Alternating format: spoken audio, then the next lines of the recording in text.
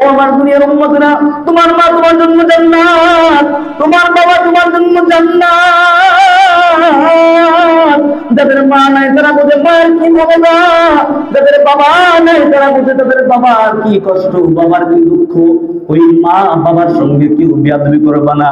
ওই মা বাবার সঙ্গে বেয়াদবি করলে আল্লাহ নারাজ হয়ে যায়, নবী নারাজ হয়ে যায়। কে জানি না মা কি কষ্ট দিয়েছ, আজকে যায় আমার কাছে ক্ষমা নিয়ে নাও, আজকে যাও ওই বাবার কাছে ক্ষমা নিয়ে নাও। তার মানে তোমার মতো পাপিষ্ঠকে আল্লাহ পাক রব্বুল আলামিন ক্ষমা করবেন না। আল্লাহ পাক রব্বুল আলামিন পবিত্র বারাআতের রজনীতে বান্দার খুব কাছে চলে আসে, বান্দার কাছে আয়েশা বলে, ও আমার বান্দারা, ও আমার বান্দারা, তোমাদের কার কি লাগবে, কি চাও?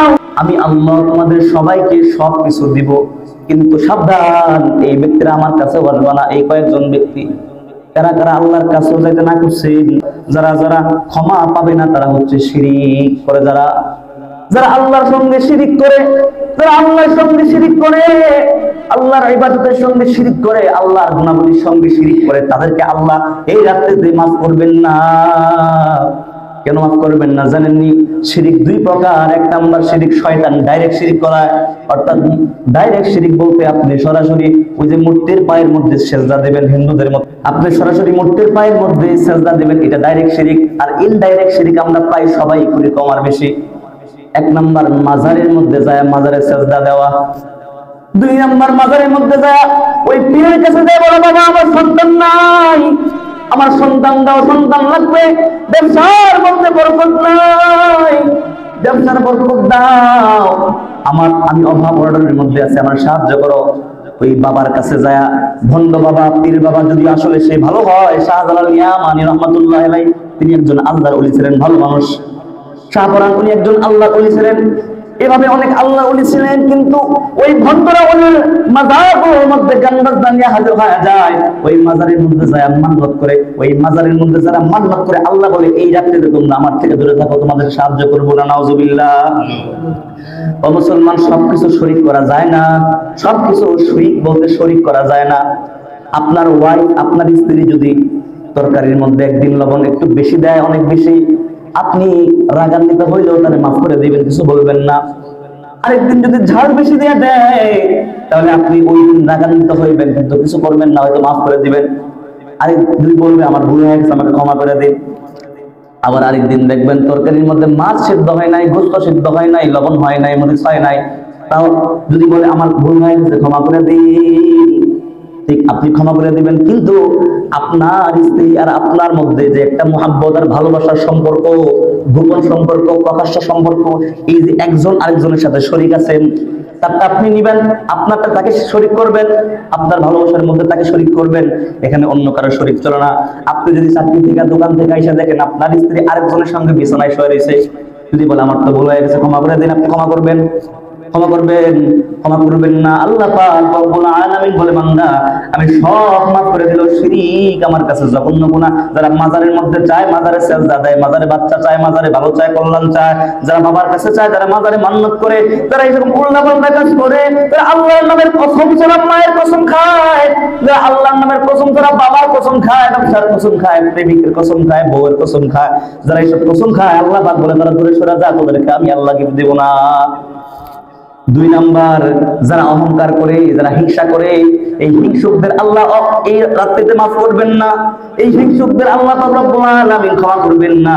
যে অমুকের অনেক ধন সম্পদ আছে, আমার হয় না কেন, তারটা কমে যায় না কেন, তার ব্যবসাটা অনেক বড়, তারটা কমে না কেন, আমারটা বাড়ে না কেন, এই হিংসুকদের আল্লাহ ক্ষমা করবেন না। তিন নাম্বার, যারা টাকনুর নিচে কাপড় পরেন, কারা কারা দেখেন, কারা কারা সবাই তো জানেন যে কারা কারা টাকনুর নিচে কাপড় পরেন। টাকনুর নিচে কাপড় পরে অহংকারী হয়ে যায়, আর অহংকার আল্লাহর চাদর। আর যারা অহংকার করে আল্লাহর চাদরকে টান দেয়, আল্লাহ বলে যারা অহংকার করো, আমি আল্লাহর চাদর টান দিল, আমি আল্লাহ, শুধুমাত্র অহংকার আমি আল্লাহ করবো, কোনো মানুষ অহংকার করতে পারবে না। এই জন্য যারা যারা ওই টাকনুর নিচে কাপড় পরে এরা অহংকার করলো, এরা কোনোদিন আমি আল্লাহর কাছে ক্ষমা পাবে না, এরা জাহান্নামের মধ্যে চলে যাবে। নাউজুবিল্লাহ। চার নাম্বার, কারা কারা ক্ষমা পাবেন না, এই রজনীতেও কাদেরকে আল্লাহ ক্ষমা করবেন না, যারা বোনের সম্পর্ক জায়গা জমিনের জন্য বোনের সম্পত্তি মেরে দিছে, ভাইয়ের সম্পত্তি মেরে দিছে, চাচা ভাতিজার সম্পত্তি মেরে দিছে, যারা এরকম ভাবে সম্পত্তি উঠে খাইছে, যারা এরকম ভাবে সমস্যাগুলো তৈরি করছে, যারা আত্মীয়তা ছিন্ন করে ফেলছে, ভাই বোনের সঙ্গে সম্পর্ক নাই, বাবা মার সাথে সম্পর্ক নাই, আল্লাহ বলে এদেরকে আমি আল্লাহ এই রজনীতে ক্ষমা করবো না। আমি আল্লাহ তাদেরকে ক্ষমা করবো না যারা মা বাবার সঙ্গে বিয়াদবি করে। কারণ আল্লাহর পয়গম্বর বলে ওই মা বাবা তোমার জান্নাত, মা বাবা তোমার জাহান্নাম। আল জান্নাতু তাহতা আকদামিল উম্মাহাত। আমি আজকে লম্বা এই জন্য করতেছি যেহেতু আজকে এই শবে বরাত, যেহেতু আজকে শবে বরাত, যাদের মধ্যে এই সমস্যাগুলো আছে তারা যেন আজকে সমাধান করে ফেলেন। যারা বাপ মায়ের সাথে বিয়াদবি করেছেন, যারা বাপ মায়ের সাথে অন্যায় করেছেন, জুলুম করেছেন, মারধর করেছেন, বকা দিয়েছেন, আল্লাহ বলে আমি আল্লাহ সারা জীবন কান্নাকাটি করলেও আমি আল্লাহ তাদেরকে মাফ করবো না।